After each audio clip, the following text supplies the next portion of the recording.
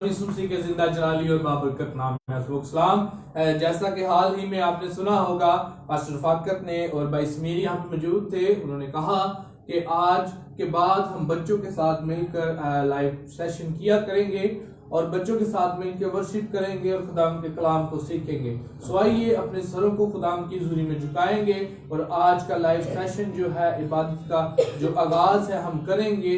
आइए अपनी आंखों को खुदाम की हुजूरी में झुकाएंगे। कदूस कदूस अल्फाज जिंदा खुदा, मैं तेरी शुक्रगुजारी करता हूँ खास तौर पे खुदा आज इस वक्त के लिए, इन बच्चों के लिए खुदा जिनको खुदा तूने मैसर किया, खुदा मुहैया किया कि खुदा वो तेरी इबादत तेरी बंदगी कर सके। खुदा बच्चे जो है खुदा वो खुदा तेरी हमदो सना जब करते खुदा तू उनको ढेरों बरकत से नवाजना। खुदा उम्मीद करता हूँ कि जितने लोग तेरी प्रस्तिश को सुनेंगे देखेंगे खुदा वो बच्चों के प्रस्तिश के वसीला से खुदा बरकत को हासिल करेंगे। ऐ बाप इबादत के सारे हिस्सा को तेरे हाथों में देता हूँ।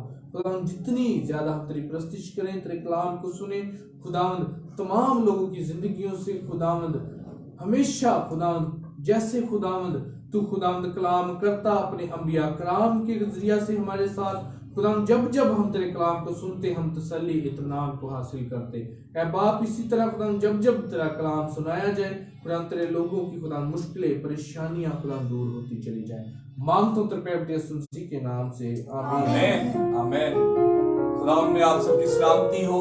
आज फिर हम आप सबके साथ जिस तरह के लास्ट टाइम हमने वादा किया था, आज फिर हम आप सबके साथ लाइव सेशन बच्चों के साथ मिलकर कर रहे हैं और मैं बड़ा शुक्रगुजार हूँ समीर का, अनिल का, जो इन बच्चों को सिखाने के लिए आज से 9 यानी उस दिन से हमारे साथ जुड़े हैं और बच्चों को वो मसीही गीत वगैरह और ये चीजें सिखा रहे हैं ताकि बच्चे जो हैं वो आगे बढ़े। आए हम भाई अनिल के साथ मिलकर बच्चों के साथ मिलकर खुदा उनकी प्रस्तुत करें। आइए खुदा की प्रस्तुत करेंगे और बहुत ही आसान गीत है और बच्चों के लिए ये एक सीखने का अमल भी है साथ साथ। और वर्शिप करेंगे, गीत गाएंगे, पीछे मसीह के चलते रहें, आगे ही आगे बढ़ते रहें, यस्सु के होते डर क्यों रहे, बढ़ते चले बढ़ते चले। आइए इस गीत को गाएंगे।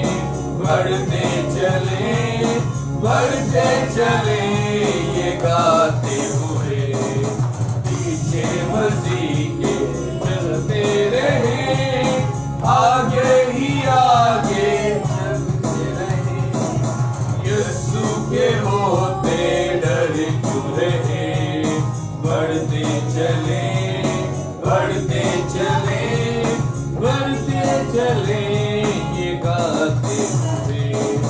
दुश्मन ज़माना होता रहे, रंजो अलम की परवाह किसे हो, दुश्मन ज़माना होता रहे, रंजो अलम की परवाह किसे, वो है हमारा हम उसके, बढ़ते चले बढ़ते चले बढ़ते चले ये गाते हुए, पीछे मसीह के चलते रहे, आगे ही आगे बढ़ते चले, यीशु मसीह के चलते रहे, आगे ही आगे बढ़ते रहे, यीशु के होते डर क्यों रहे, बढ़ते चले बढ़ते चले बढ़ते चले ये गाते हुए। जमाना गाए यही, जय राजा यीशु जय प्रभु जी। सारा जमाना गाए यही, जय राजा यीशु जय प्रभु जी। यही हमारा नारा रहे, बढ़ते चले बढ़ते चले बढ़ते चले, ये गाते हुए पीछे मसीह के चलते रहे, आगे ही आगे बढ़ते रहे। यीशु के होते डर क्यों रहे, बढ़ते चले बढ़ते चले बढ़ते चले, ये गाते हुए तारीकियों से बचते रहे, जय राजा यीशु गाते रहे। ओ तारीकियों से बचते रहे, जय राजा यीशु गाते रहे। कोशिश हमारी ये ही रहे, बढ़ते चले बढ़ते चले बढ़ते चले, ये गाते हुए पीछे मसीह के चलते रहे, आगे ही आगे बढ़ते रहे। यीशु के होते डर क्यों रहे, बढ़ते चले बढ़ते चले बढ़ते चले, ये गाते हुए पीछे मसीह के चलते रहे, आगे ही आगे बढ़ते रहे। यीशु के होते डर क्यों रहे, बढ़ते चले बढ़ते चले बढ़ते चले, ये गाते हुए। Praise hallelujah. मैं ये जानता हूँ बहुत से लोग जो होंगे वो लाइव देखकर ये सोचते होंगे, यार बच्चे अभी गलत गा रहे हैं, भाई साहब ने इनको साथ खड़ा करके गवाना शुरू कर दिया। गलत ही गाए, क्योंकि जो ये गा रहे हैं ना, ये आपको नहीं दिखाना है इन्होंने। अगर ये आज गाएंगे गलत गाएंगे, कल ठीक गाएंगे, और अगर हम इनको यही कहते रहेंगे यार तू गा नहीं सकता, तो ये यहां तक नहीं गा सकेंगे। इनको गलतियां करने दें ताकि ये बच्चे खुदावंद में आगे बढ़े। हम कहते हैं नहीं जी नहीं, बच्चे को गाना नहीं आता। बच्चे गाएंगे जब आप उन्हें गवाएंगे। मुझे नहीं कोई परवाह कि कोई यहाँ पर कहेगा भाई साहब वो बच्चा पीछे गलत कर रहे हैं, भाई साहब वो बच्चा पीछे तालियां बजा रहे, भाई साहब वो बच्चा हंस रहे हैं। आज अगर ब्रदर अनील यहाँ मौजूद है, या समीर, कासम, जैन, सरफराज या साहिल, ये भी कभी पीछे खड़े होकर हंसते होंगे, ये भी कभी पीछे खड़े होकर क्लैपिंग में इनसे गाया नहीं जाता होगा। लेकिन इनकी हेजिटेशन तब खत्म हुई जब ये यहाँ तक आए। तहमीना भी पीछे खड़ी होकर कई बार गलत कर देती होगी, अरसलान भी कर देता होगा, बहुत से सिंगर्स हैं। लेकिन अगर उनकी फैमिलीज या उनके चर्चिज के पास्टर्स ये कहते बेटा तू गा नहीं सकता, थल्ले खलो, तो वो नीचे ही रहते। हमारी ये कोशिश होती है कि ये बच्चे गलत करते करते ठीक करें, और जब गलत करते करते ठीक करेंगे खुदा इनको बरकत देगा। और फिर एक दिन आप कहेंगे कि यार वो आज से 6 माह पहले या 1 माह पहले जब ये गाते थे तो ये गलतियां करते थे, आज देखो ये गाते हैं। मुझे खुशी इस बात की होगी कि ये गलतियां करते करते आगे निकल जाएं। Hallelujah hallelujah. आए हम सब अपनी आंखों को बंद करेंगे, कलाम के लिए सब तैयार। ऐ जिंदा खुदावंद मैं तेरे हुजूर झुकता हूँ। खुदावंद आज का जिंदा पाक कलाम इन बच्चों के लिए बायस बरकत हो। खुदावंद ये तमाम बच्चे तेरे यीशु नाम में बढ़ जाएं। इसी खुदावंद इनको बरकत दे, ताकि आज का जिंदा पाक कलाम खुदावंद इनके लिए एक नई सीख हो, एक नया सबक हो, जिसको खुदावंद ये हमेशा अपनी जिंदगी में लाज़िम रखे। उसी यीशु के नाम में आमीन आमीन आमीन आमीन। ध्यान से बेटा, नीचे तार है, कोई गिरे नहीं, ठीक है। और मैं चाहूंगा कि बच्चों में से कोई बताएगा कि लास्ट टाइम कौन सी आयत और कौन सा बात था। जी बताओ बुलंद आवाज से। ज़बूर 34 उसकी 22 आयत। वेरी गुड, क्लैपिंग करें भी सर। और यहाँ पर लिखा है खुदावंद अपने बंदों की जान का फिदिया देता है और जो उस पर तवक्कल करते हैं उनमें से कोई मुजरिम ना ठहरेगा।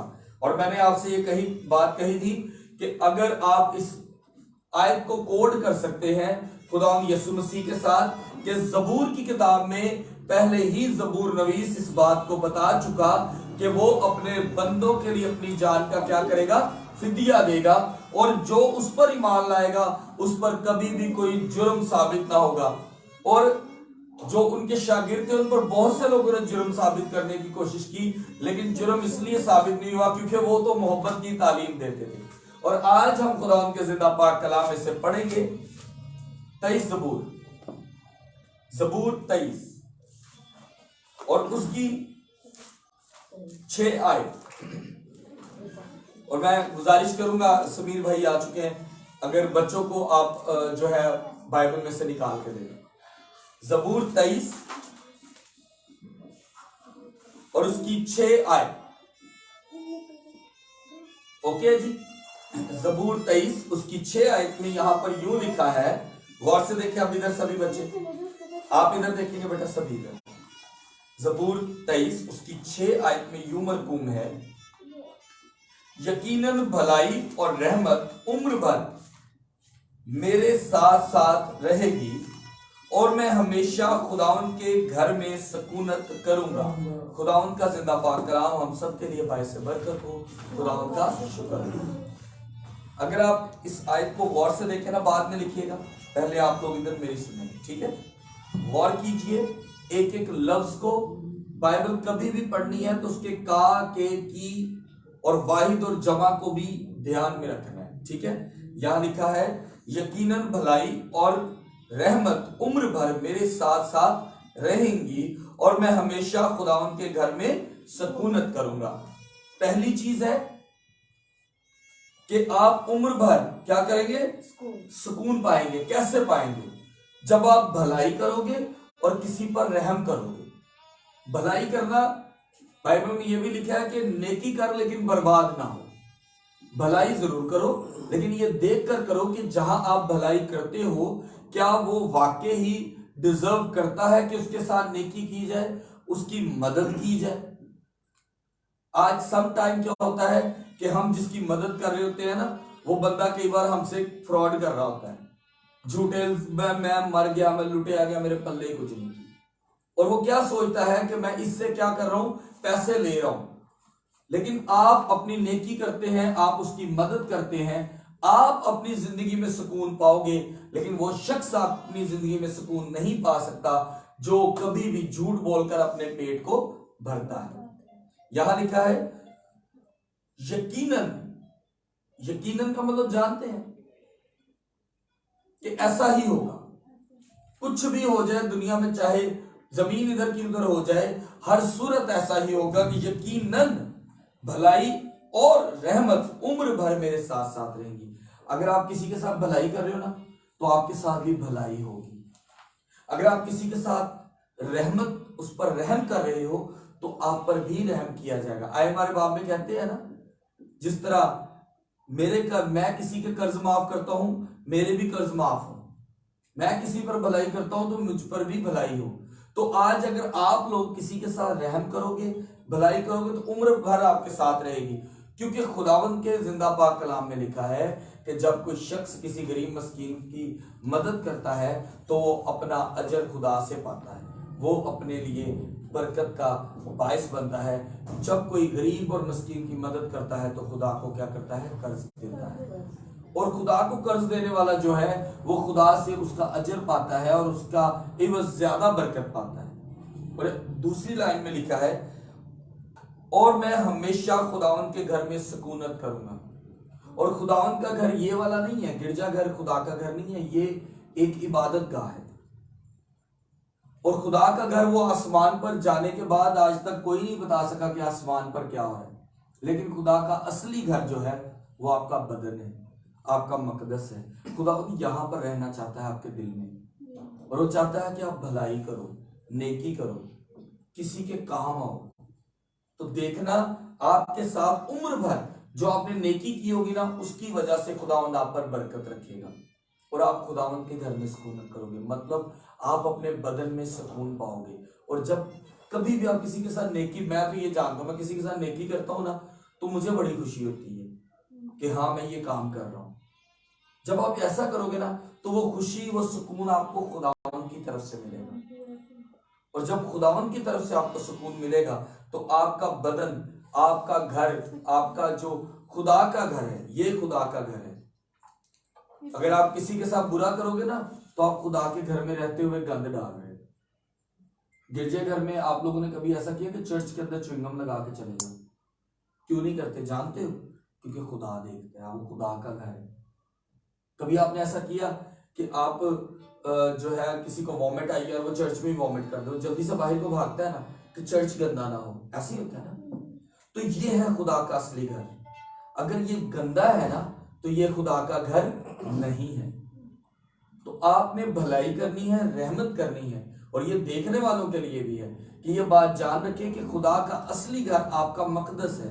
अगर ये बदी से भरा है, आप गाली देते हो, जिस तरह आप सोचते हो हाँ मैं गाल कटती थी, मैं वाह वाह उसको डरा दिया मैंने, तो आप खुदा के घर में गुनाह करते हो। अगर आप सिगरेट पीते हो तो भी आप खुदा के घर में गुनाह करते हो। अगर आप शराब पीते हो तो भी खुदा के घर में ही गंद डाल रहे हो। एक जाहिरी तौर के चर्च के अंदर तो आप एक च्युइंगम नहीं लगाते, और जो खुदा ने आपको घर दिया जिसमें वो रहना चाहता है वहां आप बदी करते हो।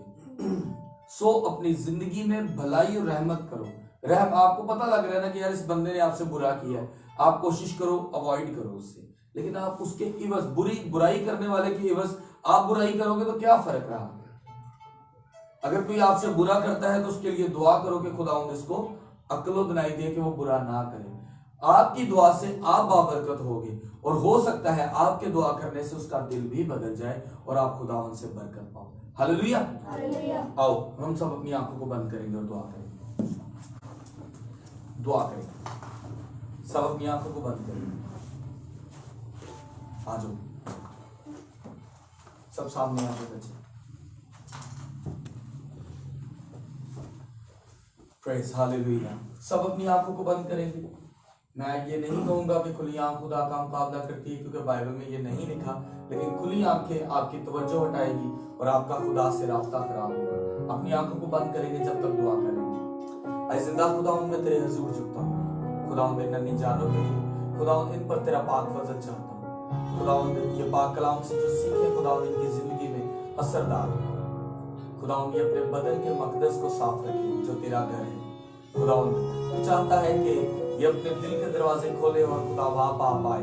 खुदावंद इनके दिल के दरवाजे खुले और ये आपको वेलकम करे, आपकी बातों को अपनी जिंदगी में लाजम करे, ताकि खुदावंद इनकी जिंदगियों में बरकत और फजल हमेशा तेरी तरफ से हो। इसी यीशु के नाम से आज खुदावंद इन बच्चों को ब्लेस करते हैं। जो लोग हमें लाइव देखते हैं खुदावंद इनकी जिंदगी में भी तेरी बरकत चाहते हैं। खुदावंद ये सब तुझसे शफात और बरकत चाहते हैं, तो खुदावंद इनको शफात और बरकत दे। खुदावंद ये सब तुझसे बाबरकत बातों को सीखना चाहते हैं, तो खुदावंद इन सब की जिंदगियों में तेरी बाबरकत बातें सीखने के लिए हो। खुदावंद ये सब तुझसे फजल चाहते हैं, खुदावंद इन सब पर तेरा फजल हो। खुदावंद ये सब तुझसे रूह पाक की खुदावंद गाइडेंस चाहते हैं, तो खुदावंद तेरा रूह पाक इन सबको गाइड करे, सही और सीधा रास्ता दिखाए, ताकि सब खुदावंद तुझसे बरकत को रिसीव कर सके। इसी खुदावंद यीशु मसीह के नाम से मांगते हैं, आमीन आमीन आमीन।